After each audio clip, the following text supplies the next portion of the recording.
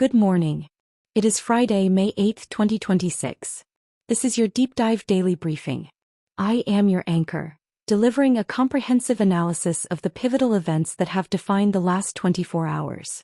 We begin our broadcast on the world stage, where the strategic landscape of the Middle East has taken a dramatic and unexpected turn. Overnight, President Donald Trump announced a temporary pause in Project Freedom, the multinational maritime escort mission designed to break the blockade of the Strait of Hormuz.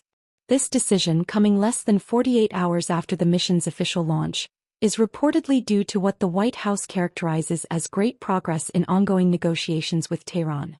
While the naval escort operations have been suspended to provide a brief diplomatic window, the United States military blockade of Iranian ports remains in full effect. The situation remains exceptionally fragile. Though the Lebanon-Israel border has seen a reduction in large-scale hostilities, the Strait of Hormuz remains functionally closed to commercial traffic as of this morning. Lloyd's of London reports that no transits have been recorded since May 4, leaving the international community to wonder if this pause is a genuine prelude to peace or merely a tactical reset in an increasingly dangerous standoff. Transitioning from the theater of conflict to the broader global economy, the shadow of war has forced a significant recalculation of the world's financial health.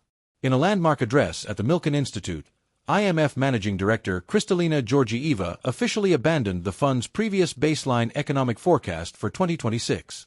The IMF has declared that its formerly adverse scenario is now the operating reality, projecting global growth to slow to 2.5% while headline inflation climbs to 5.4%.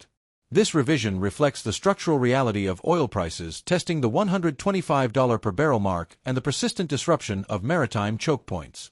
Economists warn that if the conflict extends into next year, inflation expectations risk becoming unanchored, forcing central banks into a defensive posture that could suppress growth for a generation. The world is effectively operating in a state of fiscal dominance, where the rising cost of energy and defense is crowding out the productive investments necessary for a sustained long-term recovery. In the realm of finance, all eyes are on the United States Senate as it prepares for a historic vote that will define the next era of monetary policy. The full Senate is expected to vote today on the nomination of Kevin Warsh to succeed Jerome Powell as chair of the Federal Reserve. This transition comes at a moment of unprecedented internal division within the Fed, following a series of meetings marked by the highest level of dissent since the 1990s. Warsh has openly called for a regime change, advocating for a more transparent, debate-driven policy framework and a significant reduction in the Fed's massive balance sheet. Institutional investors are watching the clock, with the May 15 leadership change coinciding with a global debt pool that now exceeds $315 trillion. The market is currently pricing in a more hawkish Fed that will prioritize the restoration of price stability over the traditional support of equity markets, signaling a definitive end to the era of cheap capital and predictable central bank interventions.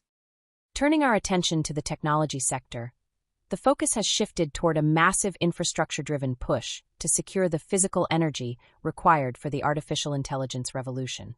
In a strategic development announced this week, Nano Nuclear Energy has signed a landmark memorandum of understanding with Supermicro to explore the integration of advanced microreactors directly into AI data center platforms. This partnership aims to solve the industry's most pressing constraint: a surging demand for reliable, high-density power that traditional grids can no longer satisfy. With grid connection delays now stretching up to 9 years in some major hubs, tech giants are moving toward a vertically integrated model where compute and power become a single, unified solution.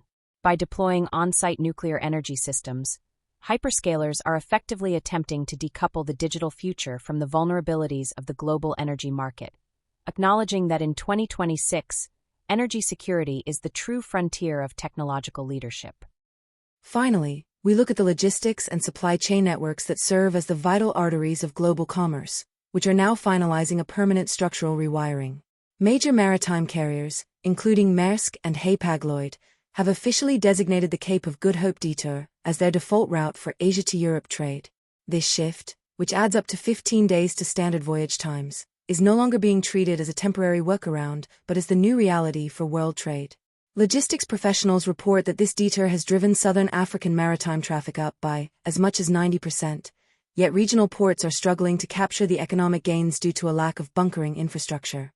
As shipping lines abandon the low-cost, just-in-time models of the past, the industry is bracing for a sustained period of high container rates and regional inventory buffers. The era of secure, low-cost maritime corridors has effectively closed, replaced by a high-cost strategy of resilience that will likely persist well into the next decade. In summary, the global landscape is defined by a temporary pause in naval operations in the Middle East as the IMF shifts to an adverse economic reality. The Federal Reserve stands on the brink of a hawkish regime change under Kevin Warsh, while the technology and logistics sectors are aggressively pivoting toward energy independence and permanent, high-cost rerouting of world trade. Based on the current trajectory, I predict that the next 72 hours will determine the economic character of the remainder of 2026. The pause in Project Freedom suggests that a secret diplomatic channel may be closer to a breakthrough than public rhetoric indicates. However, if these talks fail and naval escorts do not resume by early next week, the IMF's adverse scenario of 2.5% growth will quickly become an optimistic ceiling rather than a floor. The structural shift toward on-site nuclear power for AI suggests that the market has already accepted a future where the global energy grid remains unreliable for the foreseeable future.